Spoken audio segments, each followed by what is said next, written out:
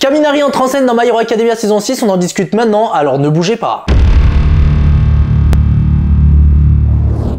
Salut à tous, j'espère que vous allez bien, je suis Rodway Senpai et depuis quelques temps je suis votre guide sur tout ce qui concerne les animés, les mangas, les théories, les reviews, et ouais. Et aujourd'hui on parle de My Hero Academia. Dimanche dernier nous avons eu le droit au deuxième épisode de la saison 6 de My Hero Academia, qui je dois le dire, était assez mouvementé. Et donc un début d'épisode qui m'a beaucoup plu, en plus j'avais vraiment hâte de voir la suite après le premier épisode. On reprend directement, Mirko trouve Garaki, et franchement juste 2 secondes les gars, on est d'accord que Mirko en termes de badassitude on est sur un top level. N'hésitez pas à me dire en commentaire ce que vous pensez de ce personnage. En parallèle, l'évacuation des civils a débuté et le combat d'Endeavor ainsi que les autres héros qui étaient avec lui ont eux aussi commencé la bataille. Avec l'attaque, on apprend que la mairie de la ville a ordonné aux riverains de quitter la ville, logique. Ce qui fait que Deku, Tenya, Ochako et les autres vont devoir commencer à entrer en scène. Après ça, il nous semble sur le numéro 6 des héros, Crust, que j'avais d'ailleurs jamais vu. Si vous l'avez déjà vu, n'hésitez pas à me le dire en commentaire.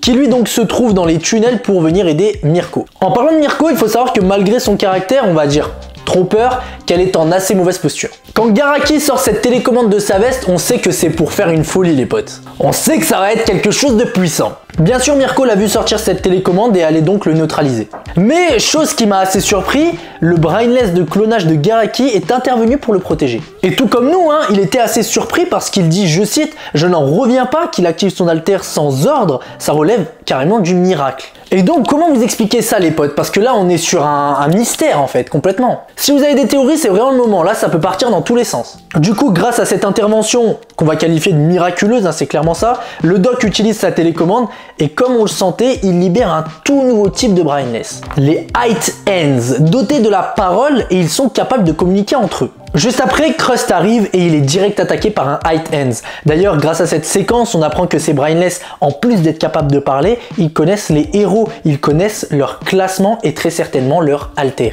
Ce qui fait qu'on a affaire à quelque chose dont il faut clairement se méfier. Ce qui est bien et ce que j'ai personnellement aimé dans cet épisode, c'est qu'il nous explique encore un peu plus ce que sont réellement les brainless et comment ils fonctionnent. On savait déjà que c'était des dépouilles et on savait aussi qu'ils pouvaient agir que selon des ordres programmés. Et c'est en sachant ça que le comportement du brainless de Garaki, donc de clonage de Garaki, nous a quand même assez étonnés.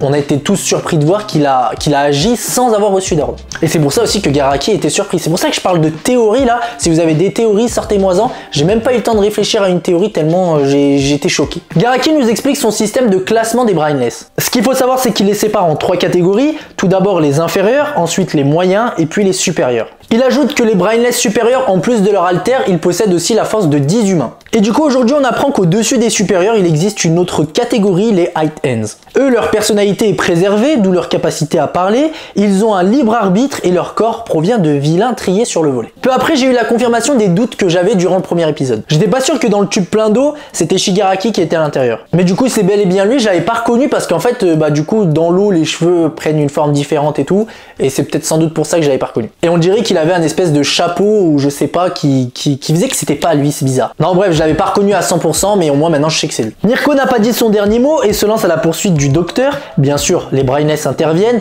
et là on a le droit à une belle séquence de combat que j'adore, j'aime trop les séquences de combat de My Hero Academia et dès comme celle-là, franchement j'en redemande. C'est d'ailleurs grâce à ce moment que j'ai trouvé Mirko hyper badass, y a rien à dire.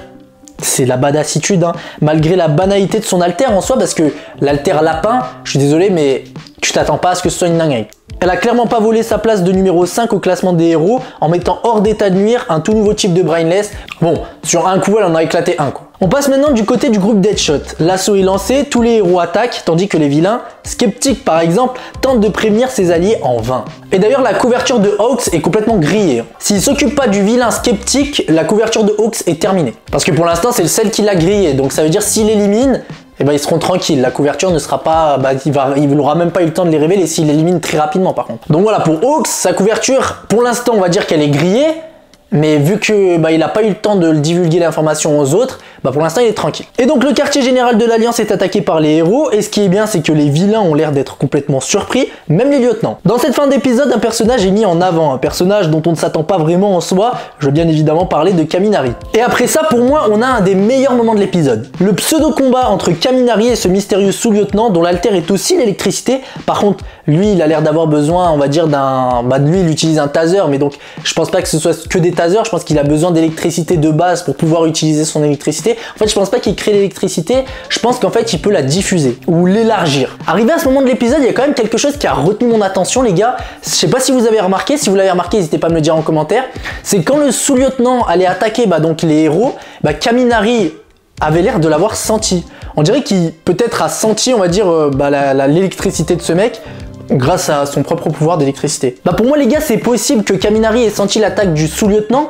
Pourquoi? Parce qu'en fait Kaminari aurait pu servir d'élément déclencheur au pouvoir du sous-lieutenant. Tout comme le taser a pu servir d'élément déclencheur pour pouvoir diffuser l'énergie, l'électricité du sous-lieutenant. Donc à mon avis, Kaminari est le même type d'objet, on va dire, il aurait pu servir d'objet vu que lui-même crée de l'électricité, il aurait pu servir on va dire d'allumette pour le sous-lieutenant. Vous n'hésitez pas à me dire ce que vous pensez de cette théorie. Si vous l'avez vu, n'hésitez pas à me dire si vous aussi vous avez remarqué ce petit moment où on dirait qu'il sent l'attaque du sous-lieutenant. Vraiment, vous n'hésitez pas à me dire si vous avez votre propre théorie. Je veux bien la voir, enfin je veux bien aller la lire. Si pour moi elle est bonne et qu'elle me plaît, je m'en servirai peut-être pour une prochaine vidéo. Et pour du coup remercier ceux qui ont mis leur petite théorie, ça fait plaisir. Merci d'avance en tout cas à ceux qui le feront. Et donc pour en revenir à l'épisode, Kaminari s'est précipité en première ligne, lui qui avait d'ailleurs la frousse avant même de commencer l'attaque, et du coup il s'est super bien illustré, et c'était hyper badass, on peut tous le dire. Et c'est sur cette dernière image que l'épisode se termine. En nous montrant de quoi il était capable, Kaminari a su dépasser sa peur et est donc fidèle à la devise de Yue, au-delà des limites, vous connaissez la suite. Voilà, c'est tout pour moi les potes, j'espère que cette vidéo vous aura plu. Si c'est le cas, n'hésitez pas à la liker, à lâcher un petit commentaire en répondant à mes différentes questions. On se dit à très bientôt pour une prochaine vidéo. Allez, ciao les potes!